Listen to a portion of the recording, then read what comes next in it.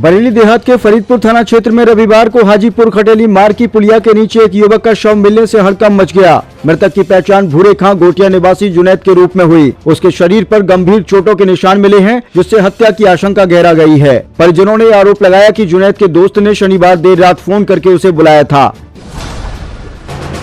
भारतीय पशु चिकित्सा अनुसंधान संस्थान इज्जतनगर ने इतिहास रचते हुए NAAC से सर्वोच्च A++ ग्रेड हासिल किया है। IBRI ICAR के डीम्ड विश्वविद्यालयों में यह ग्रेड पाने वाला देश का पहला संस्थान बन गया है। संस्थान ने कठोर मूल्यांकन प्रक्रिया में 4 में से 3.58 CGPA प्राप्त किया। निदेशक डॉक्टर त्रिवेणी दत्त ने इसे वैज्ञानिकों और शिक्षकों, शोधार्थियों और कर्मचारियों की सामूहिक मेहनत का नतीजा बताया। बरेली में किला पुलिस ने बाइक चोरी गैंग का भंडाफोड़ करते हुए 3 शातिर चोर संगम गुप्ता उर्फ सिंघम, संजीव सिंह और सचिन सिंह ठाकुर को गिरफ्तार किया। पुलिस ने 5 बाइक, 2 स्कूटी, 2 तमंचे, 3 कारतूस, नकदी और लक्ष्मी गणेश की मूर्ति बरामद की है। शहर के सैटेलाइट बस स्टैंड पर पार्सल ठेकेदार अनुज पांडे की दिन दहाड़े हत्या के बाद पुलिस ने मुख्य आरोपी नौबत यादव के गैंग को संगठित अपराधी घोषित कर दिया है। SSP अनुराग आर्य ने गैंग चार्ट मंजूर कर गिरोह बंद अधिनियम में केस दर्ज करने के आदेश दिए। जांच में नौबत यादव, दिनेश यादव और संतोष मौर्य को हत्या का जिम्मेदार पाया गया। रविवार को 5 अलग अलग सड़क हादसों में 20 लोगों की मौत हो गई। तमिलनाडु के शिवगंगा में 2 बसों की आमने सामने की टक्कर में 11 की मौत और 40 यात्री घायल। मुरादाबाद में रोडवेज बस की टक्कर मारने से एक ही परिवार के 5 लोगों की जान चली गई। वहीं बरेली के हादसों में पति पत्नी समेत 4 की मौत सामने आई है। इसके अलावा उत्तराखंड के रुद्रपुर के गदरपुर में 2 युवकों की मौत हो गई। ये दोनों रिश्ते के सगे भाई थे।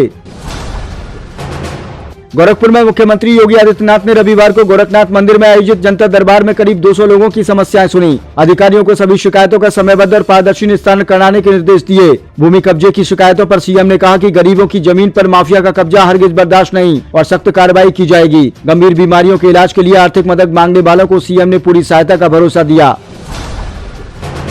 सपा प्रमुख अखिलेश यादव ने यूपी में चल रहे SIR प्रक्रिया को लेकर बड़ा आरोप लगाया। उन्होंने कहा कि सिर्फ 1 महीने में 16 करोड़ मतदाताओं का सत्यापन असंभव है। इससे लाखों लोगों के नाम कटने का खतरा है। सपा ने समय सीमा 3 महीने बढ़ाने की मांग की थी, लेकिन निर्वाचन आयोग ने केवल 7 दिन बढ़ाए। अखिलेश ने कहा कि भारी दबाव के चलते 6 से ज्यादा BLO की मौतें हुई हैं और आयोग मतदाताओं की समस्या को नजरअंदाज कर रहा है। मुरादाबाद के भोजपुर क्षेत्र के बहेड़ी गांव में सहायक अध्यापक BLO सर्वेश सिंह ने रविवार सुबह फंदा लगाकर आत्महत्या कर ली। कमरे से मिला 3 पेज का सुसाइड नोट बताता है कि SIR के टारगेट दबाव, नींद की कमी और मानसिक तनाव से परेशान थे। सर्वेश के घर में 4 छोटी बेटियां हैं और उनमें से 2 बीमार थीं। उन्होंने लिखा कि परिवार दोषी नहीं, मैं दबाव से टूट गया। 7 अक्टूबर को BLO नियुक्त हुए सर्वेश SIR की 4 दिसंबर डेडलाइन से पहले कार्य पूरा नहीं कर पा रहे थे। सहकर्मियों ने बताया कि BLO पर अधिकारियों का भारी दबाव था।